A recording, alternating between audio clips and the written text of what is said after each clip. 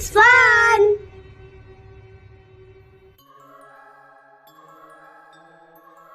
महर्षि भृगु ब्रह्मा जी के मानस पुत्र थे।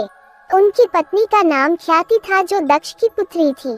महर्षि भृगु सप्तर्षि मंडल के एक ऋषि हैं। सावन और भाद्रपद में वे भगवान सूर्य के रथ पर सवार रहते हैं। एक बार की बात है, सरस्वती नदी के तट पर ऋषि मुनि एकत्रित होकर इस विषय पर चर्चा कर रहे थे कि ब्रह्मा जी, शिव जी और श्री विष्णु में सबसे बड़े और श्रेष्ठ कौन है। इसका कोई निष्कर्ष न निकलता देख उन्होंने त्रिदेवों की परीक्षा लेने का निश्चय किया और ब्रह्मा जी के मानस पुत्र महर्षि भृगु को इस कार्य के लिए नियुक्त किया।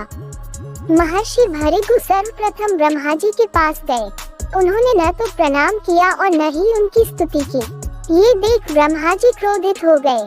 क्रोध की अधिकता से उनका मुख लाल हो गया, आंखों में अंगारे दहकने लगे। लेकिन फिर यह सोचकर कि ये उनके पुत्र हैं, उन्होंने हृदय में उठे क्रोध के आवेग को विवेक बुद्धि में दबा लिया। वहाँ से महर्षि भृगु कैलाश गए।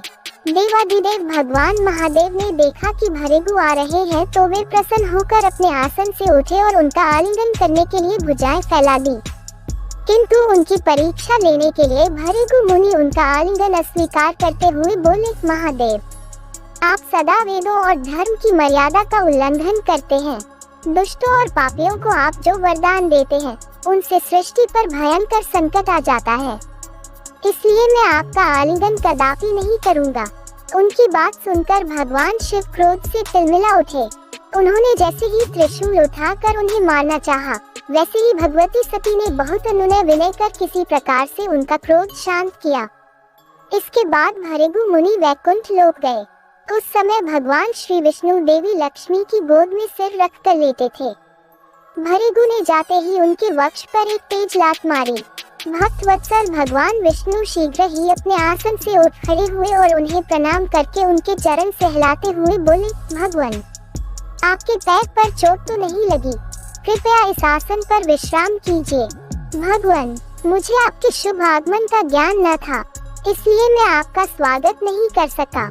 आपके चरणों का स्पर्श तीर्थों को पवित्र करने वाला है। आपके चरणों के स्पर्श से आज मैं धन्य हो गया। भगवान विष्णु का ये प्रेम व्यवहार देखकर महर्षि भृगु की आंखों से आंसू बहने लगे।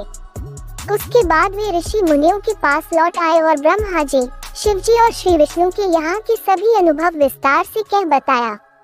उनके अनुभव सुनकर सभी ऋषि मुनि बड़े हैरान हुए और उनके सभी संदेह दूर हो गए।